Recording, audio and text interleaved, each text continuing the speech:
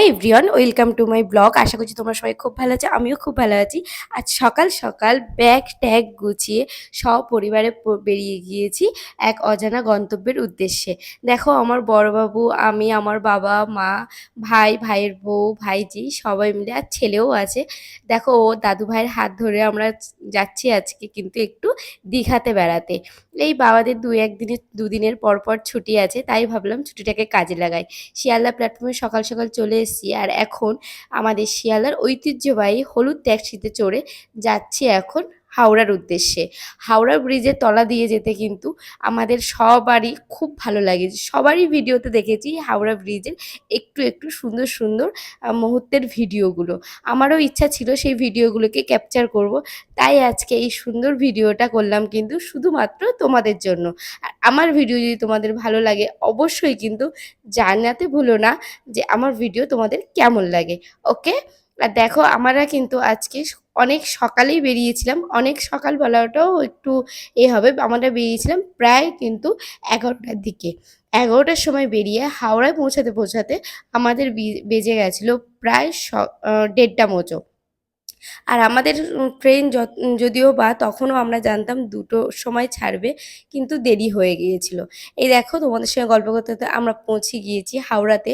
আর আমি একটু দূর থেকে হাওড়া ব্রিজের ছবিটা নিচ্ছিলাম, ঠিক কেমন লাগে দেখতে। আর দেখো, এখানে আমাদের টেবিলের মানে ট্রেন টেবিলের টাইমটা দিয়ে দিয়েছে, কিন্তু আমাদের কপালটা এতটাই খারাপ ছিল যে আজকে মানে সেদিনের ট্রেনটা প্রায় 2 ঘন্টা লেট ছিল। আর কি করা যাবে, অগত্যা বসে বসে এত কাজ নেই। এখানে ফুড প্লাজা দেখছো, আরও তো হাওড়া প্ল্যাটফর্মের মধ্যে অনেক অনেক ফুড কাউন্টার আছে, খুব সুন্দর সুন্দর। তাই আমরা একটু ফুড প্লাজার মধ্যে গিয়ে কিছু খাবার দাবার খেয়ে নিচ্ছিলাম। দুপুরের খাওয়াটা তো সারতে হবে, দুপুরের খাওয়াটা তাড়াহুড়ো করে সারা হয়ে ওঠেনি, তাই দুপুরের খাওয়াটা সেরে নিচ্ছিলাম। এখানে নিয়েছিলাম ছেলের জন্য একটু বিরিয়ানি, আর ছেলের বাবা নিয়েছিল ভাত আর রুটি। ভাতটা আমি খাবো, রুটিটা সে খাবে। আমরা খাওয়া দাওয়া সেরে একটু গল্প করছিলাম, তার মধ্যেই চলে এসেছে ট্রেন। আর কি করা যাবে, লেট তো হয়েই গেছে আমাদের, জানি না পৌঁছাতে পৌঁছাতে কতটা রাত হয়ে যাবে। এবার আমাদের সবার তো গুছিয়ে বসে যাওয়ার পালা। এই দেখো, আমরা বসে গিয়েছে, তোমাদেরকে একটু আমি হাই করে দিচ্ছিলাম। আর আমার ভাইয়ের ছোট্ট মেয়েটা, সে তো গোল গোল চোখ করে ভিডিওর দিকে হা করে তাকিয়েছিল। বেশ ভালো লাগে না বাচ্চাদের এই চাউনিগুলো? আমার তো খুবই ভালো লাগে। আর আমার দুটো পুচকিরে আমার খুব মানে সবসময় ওদের সঙ্গে আমি দুষ্টুমি করতে থাকি। আমাদের ট্রেনটা রওনা দিয়ে দিয়েছে, আর অনেকটা সময় জার্নি, আর কি করা যাবে। ছেলে তো ঘুমোচ্ছে না, আমি অনেকবারই চেষ্টা করেছি ওকে ঘুম পাড়ানোর, সে ঘুমোচ্ছে না, সে তার দাদু ভাইয়ের সঙ্গে খেলা করতে ব্যস্ত। আর এইদিকে দেখো, এই ব্রিজ দিয়ে মানে এই জলের ওপর দিয়ে যাওয়ার সময় এই যে ব্রিজটার নাম আমি কি জানি না, তোমরা যদি জানা থাকে অবশ্যই কিন্তু আমাকে জানিও। আর যেতে যেতে যেতে যেতে আমাদের বেশ গল্পও করছিলাম অনেকটা, প্রায় 4-5 ঘন্টার জার্নি ছিল বলে কথা। আর সন্ধেও হয়ে গেছে, ট্রেনটা ছাড়তে ছাড়তে প্রায় 4:45টাও বেজে গিয়েছিল। তাই জানি না আর কত দেরিতে ট্রেনটা ছাড়বে। আর জানো তো, আমার না সকাল থেকে প্রচণ্ড মাথাটা ধরেছিল, কারণ আগের দিন করেছিলাম সোমবারের উপোস, তাই আর সারাদিন কিছু খাওয়া হয়নি। পরের দিন সকালবেলাও না খাওয়ার মতো কিছু খেয়ে বেরিয়ে গেছিলাম, মানে একটা টেনশন ছিল, তাই মাথাটাও বেশ ধরেছিল। চাটা খেয়ে কিন্তু বেশ ভালো লাগছিল, বেশ ভালোও মানে মাথাটাও ছেড়েছে। এদিকে মা আর আমাদের সোনামা একটু ঘুমিয়ে নিচ্ছিল। আর আর জানো, অনেকে বলছিল যে দীঘাতে ট্রেনটা ঢুকতে অনেকটাই লেট করবে, তাই একটু টেনশনে পড়ে গেছিলাম। আর রুম টুম খুঁজতে হবে, তা নিয়ে একটা চিন্তার সঙ্গে বাচ্চারা আছে, তাদেরকেও খাওয়াতে হবে। কিন্তু না, আমাদের মানে ভগবান একটু সাথ দিয়েছে, ট্রেন লেট হলেও কি একদম টাইমলি কিন্তু ট্রেনটা দীঘা স্টেশনে নামিয়ে দিয়েছে, মানে প্রায় 8:30টার মধ্যে। ছেলে এদিকে ঘুমিয়ে পড়েছে, আমি ওকে কাঁধে নিয়ে নিয়েছি। দেখো, এই দীঘা নামটা দেখে মনের ভিতরে যেন সেই বাঙালির প্রিয় কথাটা, যে দীপু দা কথাটা কিন্তু খুব মনে পড়ে গেল। আর আমি যখন পুরীতে গিয়েছিলাম তোমাদের, তখন তো আমি ব্লগ করতাম না, তাই তোমাদের সঙ্গে শেয়ার করিনি।